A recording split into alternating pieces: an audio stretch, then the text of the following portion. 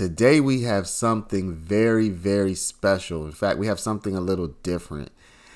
Everybody who's watching this is probably familiar with Little Woody's description of Fulton County Jail. They call it Rice Street. And he is absolutely terrified of going back to Rice Street.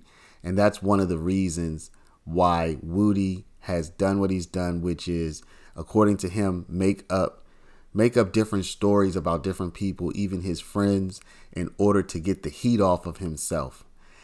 In this video today, we are going to present to you certain videos from news reports about Rice Street, and you are going to be absolutely shocked. But after all of the news reports, which we are going to intersplice with testimony from Woody to kind of give you an intro to different little news clips, you're absolutely going to be shocked. But at the end of this, I am going to read to you part of an autopsy from one of the people who lost their life at Rice Street. Y'all, this is just it's powerful stuff, and it's really going to bring to light why Woody was so just absolutely dead set on not going back to Rice Street. So y'all make me beg, so I'm begging you. Stop what you're doing right now, please. Hit the like button, and don't forget to comment, subscribe, share this out to people so other people will know what's happening here in the United States of America. And without further ado, let's get into it. And don't forget, stick around, because I'm going to read some of this autopsy, and I'm telling you, you are going to be shocked. Let's get into it. All right, thank you. Okay. Mr. Copeland, you said that Rice Street is the worst place in the world. Yes. A Senate subcommittee met after a nearly year-long investigation into conditions at the Fulton County Jail. You have said that you'd rather die than go to Rice Street. Yes.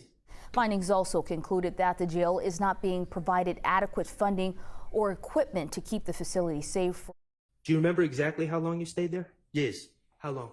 3 weeks. 3 weeks. The Fulton County Sheriff's Office says it turns out 4 security officers working for a contractor at the county jail were security problems. Now, Ms. Ammon says all 4 suspects were given bond, but as of late this afternoon, had not made bond. First of all, in Rice Street in general, there's dorms, right? Not where they put me at. Well, I'm just talking about in general right now. I'm going to get to where they put you at in a Yes. second. There's dorms. On top of the Fulton jail being way overcrowded, there are sections like this one here that they can't use or shouldn't use, and yet they had been used and part of the deplorable conditions. And then within the dorms, there's cells.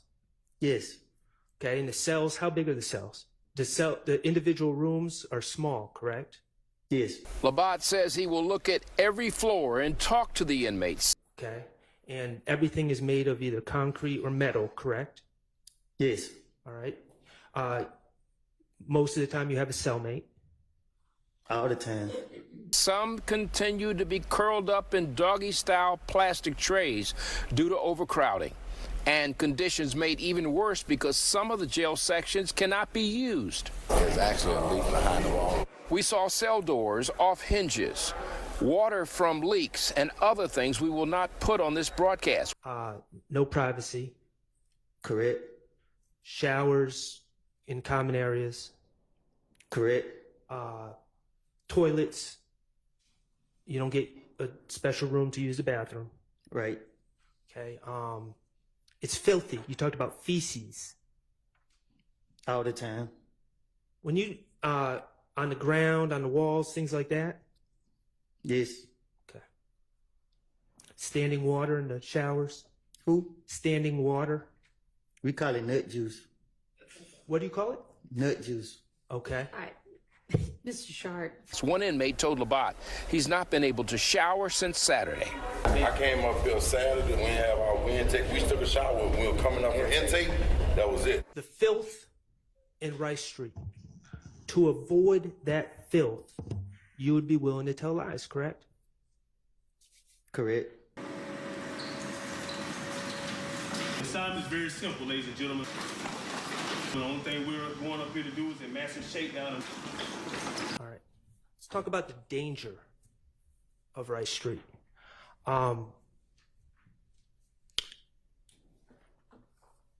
What's a shank? A knife. Okay. Knife made of just a random piece of metal, correct? Whatever you can make with. And the Fulton County Sheriff's Office says this is some of the contraband recovered in the massive shakedown we were on inside the Fulton County Jail. Is it unusual for people to have shanks in Rice Street? When I say people, I'm talking about the inmates. You saying, do they have them? Yes. Yes. You better have one. Lots of makeshift weapons, including shanks, even a makeshift hatchet, cell phones, even a bullet, suspected drugs. The Fulton County Sheriff's Office says all this from one shakedown. These are more than a half dozen suspected crack pipes? Yes. Is it a concern of yours that someone that doesn't like you would have a shank in Rice Street? Yes. Okay. Good afternoon. I'm Rick Fulbaugh. And I'm Joy Lim Nakrin. So right now, Shannon Stillwell is in the hospital after being stabbed inside the Fulton County Jail. Atlanta News First reporter Brittany Ford is live outside the jail now. And Brittany, this stabbing has interfered with today's court proceedings. You know jail, you know Rice Street to be a particularly dangerous place, correct? Yes. And it's a particularly dangerous place for you, correct? Yes. You would lie to avoid the dangers of Rice Street, correct? Yes. Okay. I want to talk about the isolation. Okay. In February of 2015, you were arrested, and let's be clear, you feel it was a bogus probation warrant, correct? It was. Right. You were on probation and they accused you of not completing your community service. And I didn't even have community service to do. And even if you did, you never heard of anyone getting locked up for failing to do community service on probation. I even called my probation officer and she said she didn't do it. Right. I understand. And so when they locked you up in February of 2015, they put you in isolation, correct? That's what you want to call it. Well, you said, I think the way you described it was the medical unit. There was sick people. It was disgusting. People were talking to themselves. Yes. People were doing worse stuff than that, eating their stuff. The highly publicized death of one inmate who sustained bug bites had been housed on a different medical floor. But that death put the Fulco jail and the sheriff in the spotlight. We have been, telling people we need this kind of help. We're in crisis. You would lie to avoid going back to that place they took you and put you in February of 2015, correct? It's my now? No, I'm talking about on June 10th of 2015. You would have lied to avoid going right back to where they had you 3 months earlier. Right. All right. So you saw during this interview, during this examination, that Shard asked Woody about the medical unit. So I was doing a little bit of research on this medical unit, and I saw, you've seen the video that I've showed here. But as you know, one of the most disturbing things in this video is that a person died at Rice Street, apparently from bug bites. So I did a little bit of research and I was able to find the autopsy report for this person. This young man's name is LaShawn Thompson, and Mr. Thompson died in 2022. What I'm going to do is I'm going to read some of this autopsy. First, I'm going to read from the timeline, and then I'm going to read some of the autopsy report. It's not going to get too gruesome or too gory, and I'm also going to skip around a little bit, but I just want to give you all a sense for what kind of conditions, what kind of circumstances someone at Rice Street, especially in this medical unit, where Woody said that they put him. Now, full disclosure, I don't know if it's the exact same medical unit, if they have different medical units, but I'm just trying to draw the parallel here between what Woody went through and what this young man went through who lost his life at Rice Street. So I'm going to read from this. So first, let's get into the timeline. LaShawn Thompson was arrested 90 days prior to his death on June 12, 2022. LT NavCare also provided medical care during his stay at the Fulton County Jail. The intake form reports that Thompson was 5'11", black male who weighed 180 pounds. The medical records dated June 13, 2022 reads, 35-year-old male, alert and oriented, with appropriate mood and affect. Patient speaks clearly, coherently, without cognitive impairment, evident by ability to follow commands without multiple prompts. Movements are purposeful and without abnormality. It also says here he was provided some medication, which I'm not going to read. On June 18, 2022, LaShawn is seen by the mental health provider after discharge from medical health observation on June 16, 2022. He was found to be alert and oriented to person and place. The provider reports that Mr. Thompson's cell was clean and he was groomed appropriately. Mr. Thompson denied any acute psychiatric distress at that time. On July 14, 2022, the mental health provider met with Mr. Thompson and observed him pacing around the cell and talking to himself. He was selectively mute, but without distress and psychosis. The activities of daily living were reported as normal, and his cell was clean without trash or debris. The chart indicated that Mr. Thompson remained compliant with prescribed medications. So he was medicated, y'all. On July 27, 2022, LaShawn Thompson was easily redirected by the mental health provider. His activities of daily living were normal. His cell was clean and with no trash or other debris present. The review of the chart indicated that Mr. Thompson remained compliant with prescribed medications. Okay. The LT NavCare medical records have a significant gap in the documented health care provision between July 27, 2022 and September 8, 2022. So that's about a month and a half. This represents 43 days where there are minimal documentation found within the records to show care being delivered.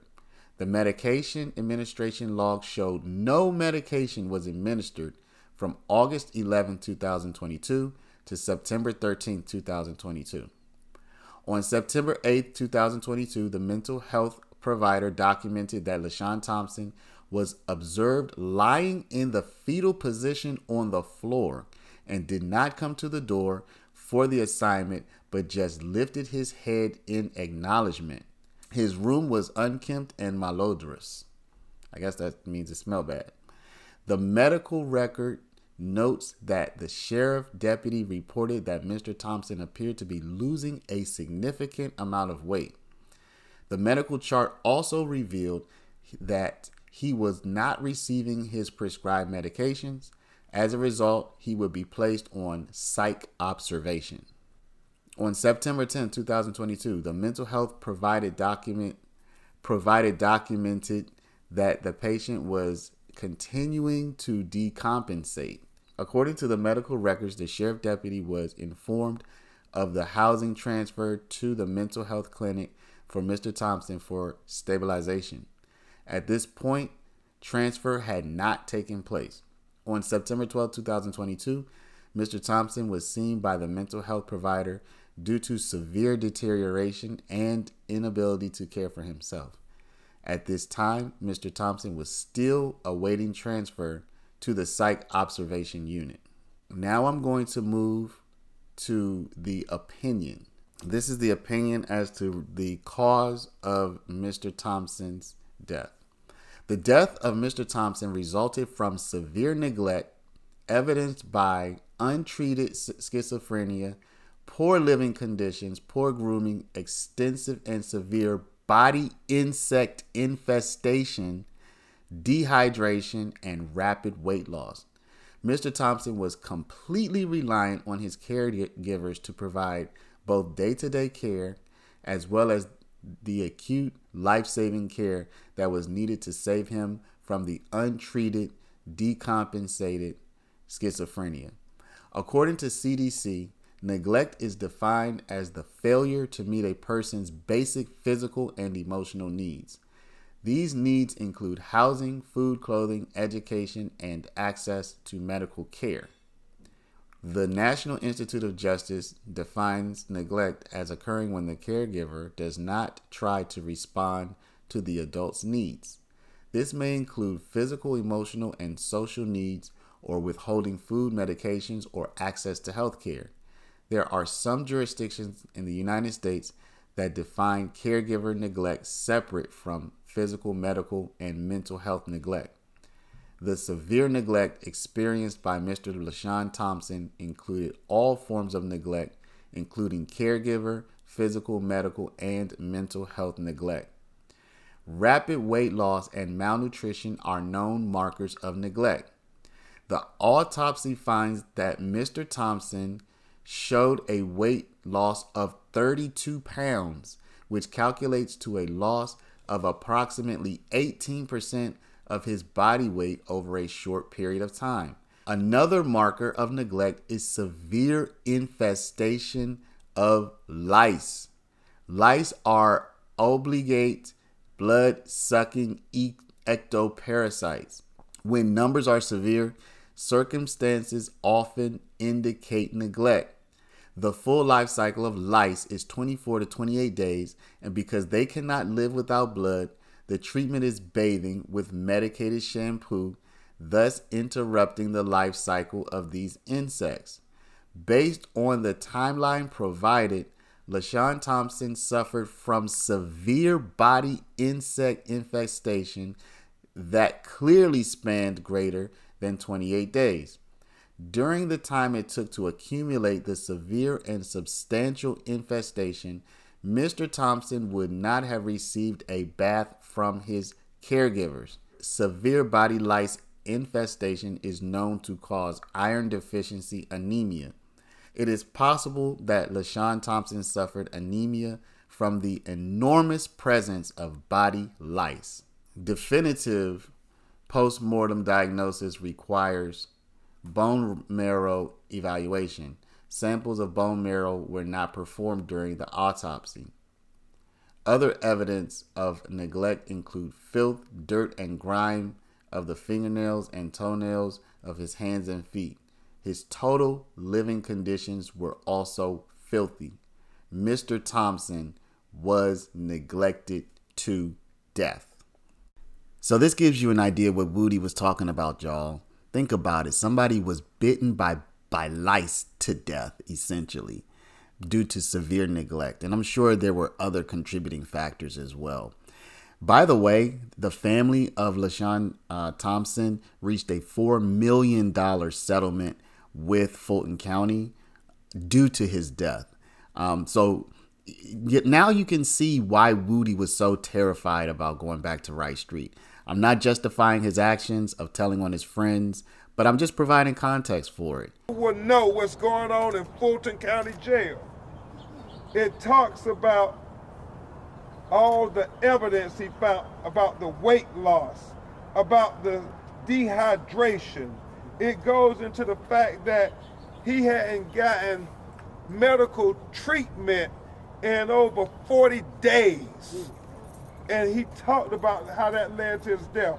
I'm going to go to this next one, Attorney Harper, and then this really gets to the crux of the matter. We just want to highlight in his concluding opinions, Dr. Mitchell says the death of Mr. LaShawn Thompson resulted from severe neglect evidenced by untreated schizophrenia, poor living condition, poor grooming, extensive and severe body insect infestation, dehydration, and rapid weight loss. for legal purposes. It's important to note this next sentence that's highlighted.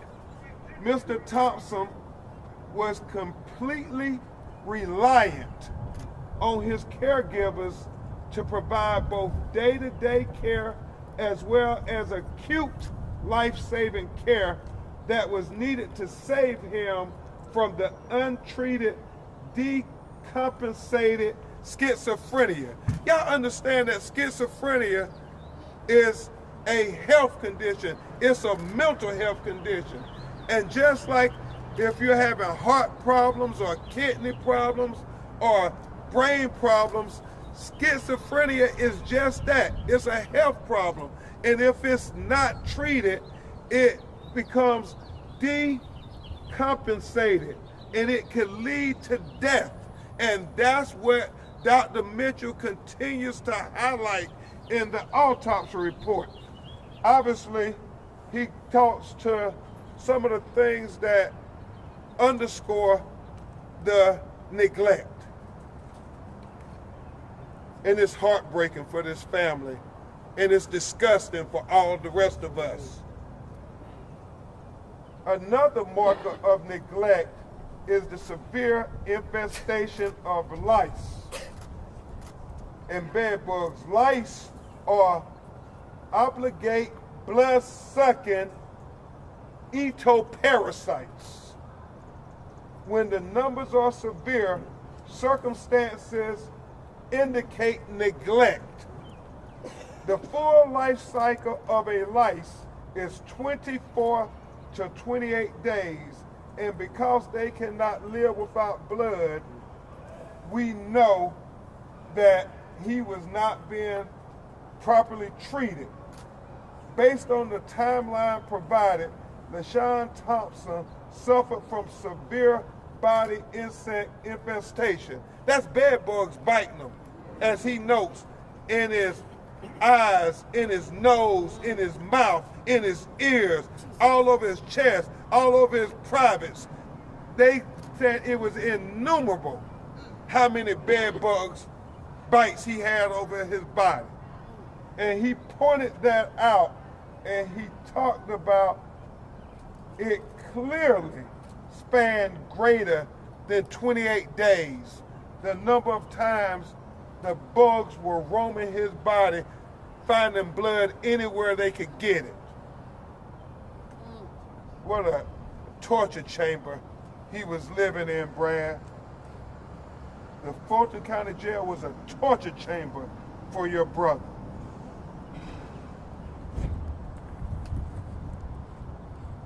He noted Mr. Thompson was neglected to death.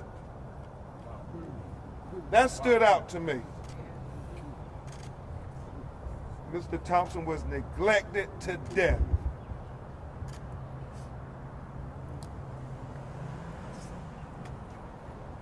Another important thing legally.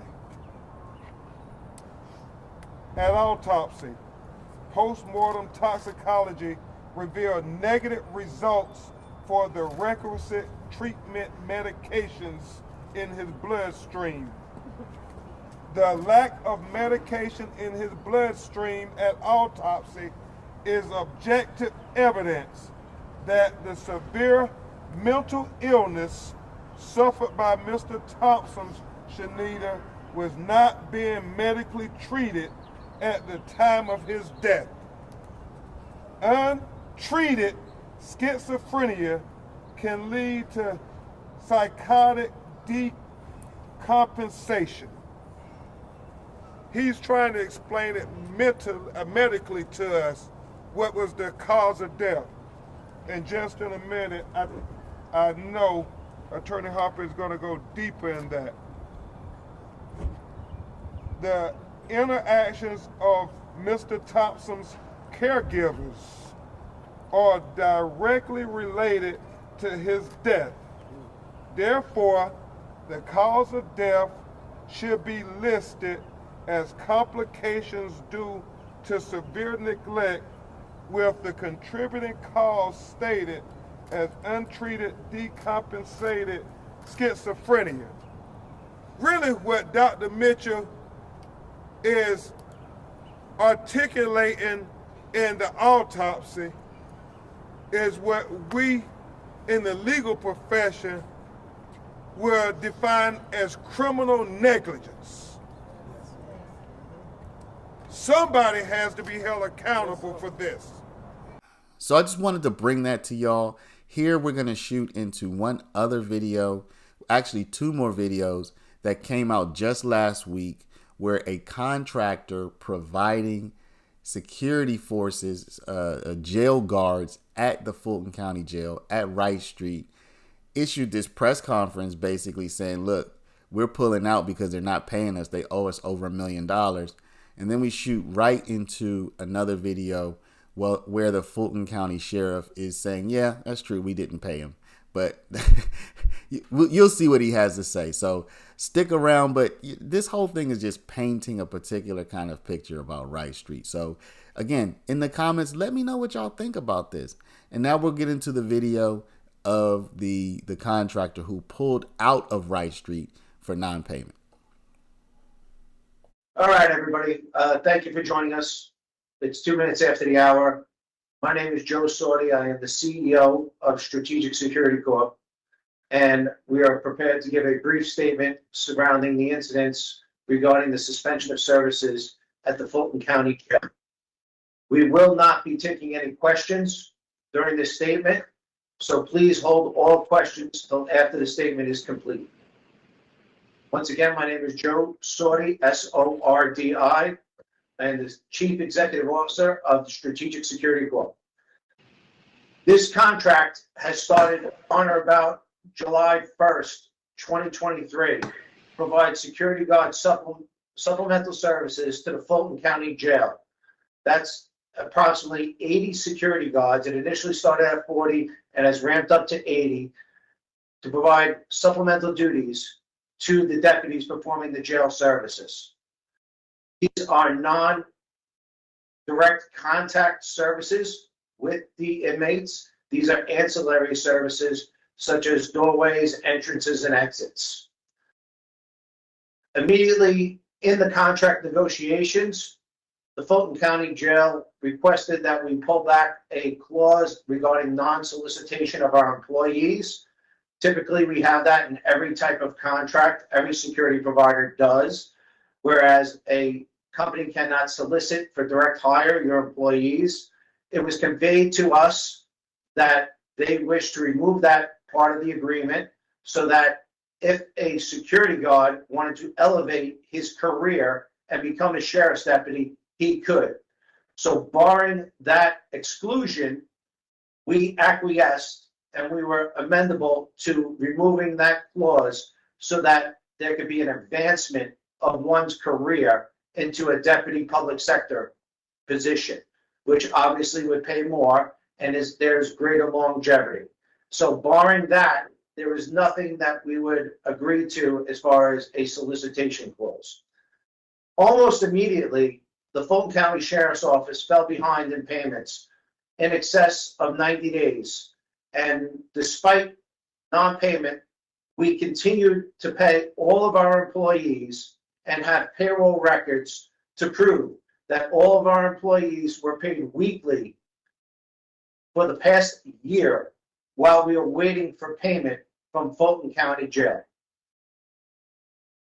We have in excess of 75 to 100 documented phone calls and emails to representatives of the Fulton County Jail, the mayor's office, the governor's office, the Board of Commissioners, requesting payment for said services. Negotiations and deadlines for the suspension of services began way back in February of 2024, when it was apparent that the county jail was not able to fulfill its end of the agreement and pay for services. Being a former law enforcement officer and a public servant, it was with a heavy heart that we had to set a deadline for a drop dead date if we were to pull out of this contract. We gave them till March 28th to provide an answer if they're able to come up I'm sorry, not March 28th, August 28th, to provide an answer if they're able to come up with funding for the project. We had several communications to them throughout the course of the day. The deadlines came and passed. Then on March 28th, as it was looming, the definitive deadline, the drop dead date where we were going to suspend services, we finally got communication back and engaged in communication with the Fulton County Jail. Subsequently, we sent over a revised addendum to an agreement with terms outlining conditions for payment of services and subsequent terms to ensure that all parties are fairly represented. The contract deadline for that came and went, and we placed several more calls to representatives of the jail, including the sheriff. They all fell on deaf ears. We did not get a response. After we did not get a response, we were then forced to notify our staff that we are suspending services effective immediately of the drop dead date that we provided to the county, and we would no longer be providing any subsequent services to the jail. It is with a heavy heart that we do this because we understand that it puts inmates at risk, it puts sheriff's deputies at risk, it puts a whole host of people at risk, including the local constituents of Fulton County. And it results in jail being shut down, as well as our employees that are reliant upon these jobs to have steady employment. We are actively pursuing all measures to re-engage Fulton County should they decide they want to continue services. We are always open for that. We are also taking all of our employees and looking to move them to other contracts that we have throughout the state. Sheriff Labatt's statement that he is looking to hire our employees directly demonstrates that upon entering the contract, the agreement was entered in bad faith. If you're looking to solicit our employees, and if you never had the funds to actually pay for said services being rendered. Back in February or March of last year, we were told that there was a cyber attack, and that was the delay in payment. We were provided with no said proof. Furthermore, it just compounded day after day, week after week. And the only reason why we haven't pulled out until now is because of our moral obligation to the officers and the men and women in blue that we stood side by side with in the jail and wanted to provide the safest environment for those in our care and custody and to supplement the deputies as well. But we can no longer continue to support the project and pay our officers. So we are paying our officers through the end date, and we have suspended services until a new agreement could be made. The sheriff's statement that he is looking to hire our employees directly, to our knowledge, that means that they are not being given peace officer status. If they are not given peace officer status, they are then governed to have a security license issued by the Georgia Board of Private Detectives and Agencies. If they're not given peace officer status, they do not fall under the color of law exception, which means if there is some sort of liability or act taken, that they are outside the scope of their employment, as they are not licensed. If their title is basically the same as it was with us, security, then they need to be licensed, and the Fulton County Jail itself needs to be licensed as a security agency or a private detective agency, which it is not. It is licensed as a law enforcement entity. So this raises several questions for us as far as if they're violating OCGA codes and laws. And if they do hire our personnel and they weren't able to pay us or remit payment for invoices and services rendered to the tune of in excess of $1 million, where are they going to come up with paying these employees on a weekly basis?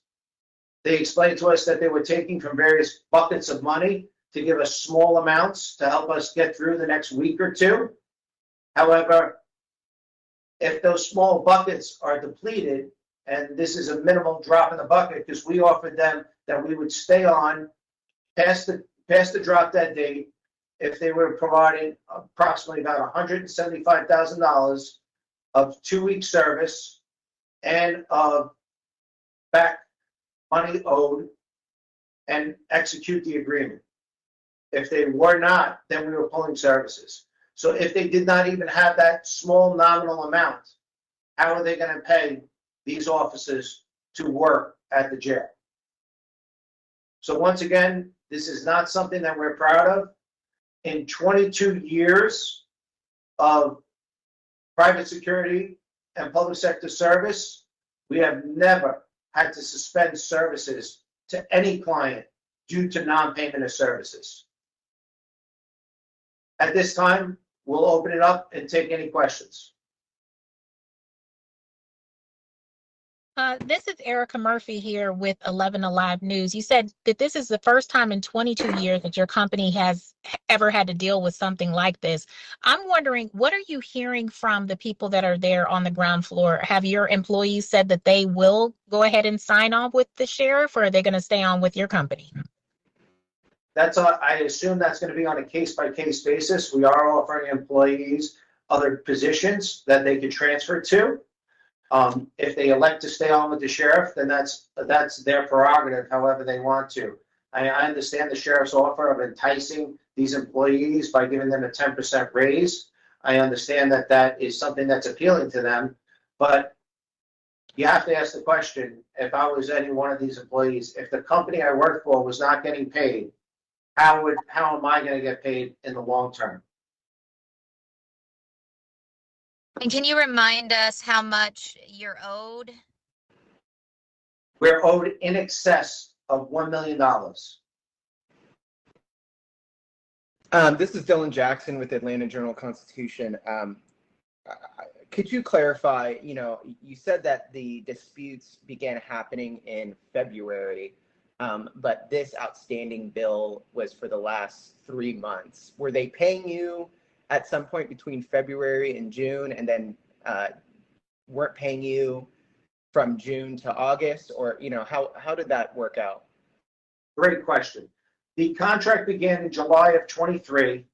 Immediately upon July of 23, we noticed a deficiency in our contract and in our period where it talks about our compensation, where if a client defaults past 2 billing cycles, we're able to suspend services. Due to the nature of the contract, we did not exercise that. We tried to engage them repeatedly. They made small payments to just keep us at bay. They never came fully 100% around to pay the entire principal due. They would pay small little percentages of it, and we would, because we wanted to maintain the relationship, we would continue to work with the county, hoping that there would be an amicable resolution for everyone. But as it turns out, given the sheriff's attempt to hire our folks individually and to not be forthcoming, and to basically be forthcoming in his interview yesterday that they simply did not have the money, that is basically saying that he knowingly and willingly entered into an agreement with no intentions of paying. And just to clarify, thus a bad faith agreement. Just to clarify, so it's fair to say that they've never paid, since July 2023 when the contract was entered, they've never paid the full amount per billing cycle. They've basically been paying little by little, and then the past 3 months they had not been paying at all. Is that fair to characterize it that way? They've been playing catch up on older invoices due, and never have been able to pay the entire principal due. And for the last several months, since February of 2024, have been severely delinquent. Well, how much have they paid you? That's confidential. to this point. They have, as I said, they have paid a small amount of money, but they have not paid the principal that is due, which is over $1 million. From a jail security standpoint, can you elaborate on what positions these security officers? I'll mute mine. I just muted mine. So from a jail security standpoint, can you elaborate on what positions these security officers were filling? And from your perspective, what aspects of the jail may now be vulnerable? Well, I'm not going to go into detail about what aspects of the jail could be vulnerable, because we did work shoulder to shoulder with the sheriff's deputies, and we have developed a relationship with them. So we are not, for any amount of money, going to compromise our ethics or our moral obligation to them and divulge any operational security reasons that would compromise the security of the jail. All I would tell you is that we were manning and doing positions that were non-direct contact positions with the inmates. So those were exterior positions, towers, doorways, entrances, things of that nature. I cannot go into further detail because that would jeopardize the overall operational security of the jail, and I do not want to put the men and women that work there at risk. Could you tell me about next steps here? I'm sorry, ma'am? Courtney, were you talking? Yeah, I was just going to have him repeat something. So you go ahead. What I was going to ask about is next steps here. So they owe you over $1 million. What steps are you planning to take to get your money, or are you planning to take any steps? Well, at this point, we're hoping to re-engage them, and being that they cannot legally do what they're looking to do in terms of hiring security guards, because they're not giving them peace officer status. So that's something that I'm sure post this conference that the Georgia Board of Investigations will look into, and the private detective agency and security board will look into. We are exploring any method possible at this point to secure payment for services rendered. We did provide a service. It was bona fide. We paid our employees for said service, and we'd like to collect what is owed to the company. It's that simple. It's there's nothing more to it than that. So when you say explore any method possible, does that mean up into and including taking them to court? Unfortunately, we hope it does not come to that, but as we said, we are open to any action at this point that would remedy this situation. Sorry, can you just repeat for us about this, who this affects, and the safety aspect that you were talking about in the beginning? Well, this affects not only the men and women and the deputies that work at the jail, because now they have to work overtime, they have to work longer hours, they get fatigued, they're probably canceling their days off, they have to lock down the jail, which means services and liberties given to those in their care and custody cannot be exercised, and obviously affects the intake of other inmates coming in, or those that have to be in their care and custody, which then will ultimately, as any law enforcement person will know, what happens on the inside of a jail generally spills over onto the outside of a jail, which would be the county streets. Has the sheriff re-engaged with you since he made his comments last night? Are you guys talking again? Not one member of the Fulton County Sheriff's Office or the Mayor's Office has contacted us post the sheriff's press release. Last week, a few of your security officers were arrested in an investigation regarding the Fulton Sheriff's Office. Is there any connection between those arrests and the dispute that you and the sheriff have had for the last few months? It is not a dispute. The sheriff has praised and given us accolades, and even in his press release last night, said that he wants to get us paid and give us accolades for the job that we have done. As far as your first question regarding any synergy or connection there, no, there has not. Unfortunately, that was bad actors that have went through a thorough background and screening process, which includes a psychological test, a drug analysis test, a criminal history test, a credit test, a reference test, a education and experience check. And these things, unfortunately, are the things that we can measure and check when we're hiring somebody. We cannot measure and check what's in somebody's mindset when they look to do something. And with any bad actors, we fully cooperate with law enforcement so that they can be brought to justice, just as the sheriff does when his deputies, as they were just recently, involved in an altercation at the jail.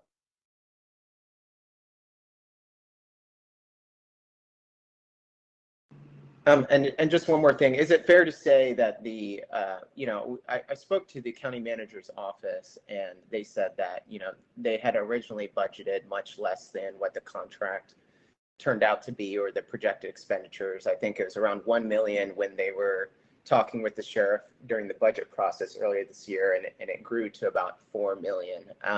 Is that an accurate representation of, I guess, the increased reliance of the sheriff's office on your services? And if so, does that reflect an increase in the amount of guards you provided to the sheriff's office? What did that increase of money over the course of your engagement mean? Most of the increase in money is relative to the increase in services provided at the jail. Historically, and this is not the sheriff's office alone, throughout the United States, we're in a current state of depolicing. Law enforcement agencies, coast to coast, are suffering shortages in retention and in hiring new employees to the tune of anywhere between 40 up to 60%. And those, actually, the FBI even wrote an opinion piece on this matter. And it is this piece that basically has affected Fulton County as well. And that's why they then outsourced services that were predominantly the services of sworn deputies to perform. They outsourced to us to come in and supplement these law enforcement duties, as we do at various other entities throughout the United States for local, state, and federal municipalities. Yeah, are you providing security services at any other jails in Georgia? I cannot comment where we are providing services in the state of Georgia or throughout any other state for operational security reasons and contractual confidentiality reasons. Can you tell me what role the recent arrests of your employees have had in you coming out publicly about this disagreement over money with the jail? It has no effect in us coming out publicly over this disagreement with the, basically at the end of the day, we offered right up until the deadline a option for the Fulton County Jail to keep to continuity of services. And they just acquiesced and did not want to engage us at all regarding this. We offered them solutions. We offered them deadlines. When deadlines passed, we moved deadlines. We extended deadlines. We then gave them a drop-dead final deadline. And I even personally called the sheriff and the other sheriff and got no response when the deadline loomed. And that was the last we heard. So we had with no response and no explanation about when any type of funding would be provided, we were forced to suspend services. Could you also share with me what kind of background checks do you administer to people that you hire in to be these security guards? We hire folks and administer background checks in accordance with the Georgia Board of Private Detective and Agencies. And that's a criminal history check. That's your standard criminal history check. That is a drug screening test and various other methods that I explained before that we do to ensure that we're getting the most competent applicants to put forth to the jail. From that, the jail then takes and interviews those people and puts them into a screening process and goes one step further and conducts their own background check and has them do their own training, where in addition to the training we are providing them, the jail then provides their own training to them that they must attend. So not only do they have to pass our screening methods, but they also have to pass the jail screening methods and background check and training.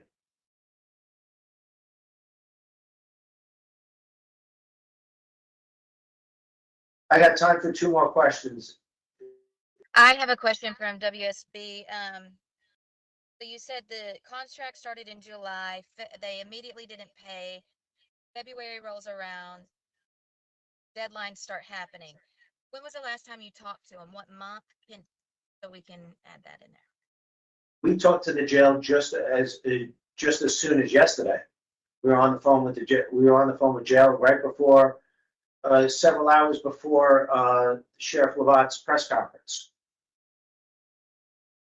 Did he ever tell you why there was no payments or anything?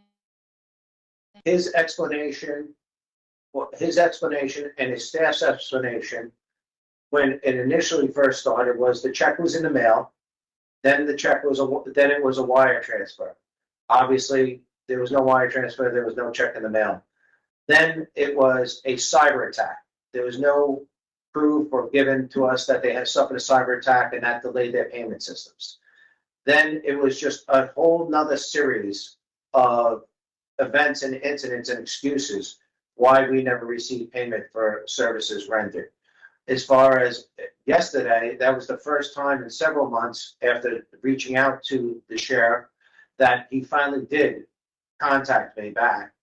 And we spoke, and his answer was that we simply just don't have the money, that the money is earmarked, but the money is held up by the Board of Commissioners and not being released. And that he is trying to allocate funds and move things around from his internal jail operations and budgets to get us paid, but that amount would not even cover one invoice. Will you be providing those any of those documents on the invoices and the ones that you mentioned earlier? Would you be providing those? I'm sorry, could you repeat the question? I didn't catch that. Yeah, you said you had, extensive documentation of unpaid invoices and communication, things like that. Will you be providing those? I'm sure at some point in time that they will come to light and surface, and that will be dictated by the course of events that the county takes to remit payment and our response to those events. And just to be crystal clear, you entered in the contract in July of last year. Since you entered in the contract, they had underpaid you, and then in February they stopped paying you. So it's accurate to say they had never, in the course of the contract since July of last year, fully paid for the services your company has provided. That is correct. Okay, folks, thank you very much for your time. If there's anything else that comes to light, or if the county wishes to re-engage us, we are always open to that. And it's as I said, this is with a heavy heart that unfortunately we have to do this. But we are suspending services, and we told those guards that should this situation be rectified, that we would love to put them back to work, even if they're working at a current location for us, or they're working at another provider, and bring them back over and employ them again in this capacity, if they elect to. As I said, this is something that in 22 years we've never faced before, and we're hoping that we never have to face it again. We pray for everybody that's involved, and pray for the men and women that are in uniform, providing the services and working diligently right now at the jail to hold down the situation until the bureaucratic red tape could be resolved. Thank you very much, and everybody, God bless. If you are not familiar, there was a third-party contractor. Given that we have long since said the Fulton County Sheriff has been understaffed and underfunded, an opportunity for us to partner with the Board of Commissioners early last year and bring on a third-party contractor. Since then, given the funding deficit, our inability to, as a county, pay the actual past due expenses, the company made a decision, a decision in writing that they would pull out Friday. Unfortunately and regrettably, at around 2:15 today, company employees were told to vacate their jobs, abandon their position, and not to come in to work tonight. So we worked with our county manager, we worked with our chief human resource officer manager for the county, and we are available and are using our vacancies to actually hire those individuals. The last thing I wanted to do is have anybody be unemployed, be in a position where ultimately they are without a job. And so we've invited those individuals back in, and as one young lady, we met with them, one young lady just said, I'm grateful for the opportunity, couldn't afford to be unemployed, and we are focusing on hiring at a security officer specialist position, which is equivalent to what they actually left as after being told to leave. And essentially, because they're coming to work for the county, they will get a 10% pay increase as well as benefits. So I'll take any questions that you may have. Sheriff, how much did the sheriff's office owe to this company? So it's nearly $1 million that ultimately over 3 months that we actually, from the perspective of the unfunded or being able to not fund that properly, we owed that, and obviously like any good business, they wanted their money. What I found disingenuous though was during our conversations today, during negotiations today, they actually told their people to abandon their post. And so at that point, I found that disingenuous, and we found a way to move forward. Sheriff, does that mean that you do not plan on paying the excess of $1 million? And also, who does this fall on? Is it the sheriff's office or is it the county commissioner? So it's enough blame to go around, but ultimately, I believe people should get paid for what they have worked for. And so we will work diligently to make that happen. But ultimately, we have put ourselves in a position where we can create and maintain a safer environment by employing these individuals. And we want to create a safer employment opportunity for them as well as those that we provide care and custody to. Can you talk how many employees did you hire back? Right now, our target is nearly 50, specifically 47 that came in tonight. And that is understanding that the third-party contractor went from a buildup of 30 to almost 80 plus individuals, so that's nearly half. We have scheduled them accordingly so that we can possibly create the safest environment that we have. Why were they not paid for the past 3 months? The company itself, again, so this is a budgetary issue that we have continually fought for. And so we were not in a position, again, we talk about the historic underfunding of the sheriff's office, and that played a large part. So if you're not able to pay them, no. I understand that these employees, from talking to the CEO, that they were actually paid by this company, but the company was not receiving money from Fulton County. So essentially these employees haven't been paid, but they're being paid by the company. The company is out over $1 million. Well, the company has said they paid employees, but the meeting I just left, there were several employees, 10 or 15 employees that said last week before, these people didn't get a full paycheck. And so I'm happy to onboard them as Fulton County employees, because one thing that Fulton County does well is take care of its employees. So if you haven't been able to pay them for the past 3 months because of budgetary concerns, but now you're hiring people with an increase in pay, how is the sheriff's department going to pay for them? So there are two different buckets of money. Yeah. And so ultimately, we're using our vacancies, as I've said, to really bring them on to a livable wage. Really, as I found out, it was heartbreaking to see that some of these folks weren't even making a livable wage. And so if you look at what the Board of Commissioners has done in a very positive manner, and that is creating employee opportunities where people are making in this case, $41,000. But why couldn't this have been fixed before this? Because, I mean, if you had this pot of money over here that you're able to hire people with now with a pay increase, why did it get to this point where a company hasn't been paid nearly $1 million? So again, there are two different buckets of money, right? One is contractual money. The other, what we're using, are monies that were gleaned from the vacancies. And so we're able to, because as we continuously hire, and we have done a great job, the women and men of the Fulton County Sheriff's Office, every day they come into an environment where they have the hardest job really in the state of Georgia. and ultimately should be paid accordingly.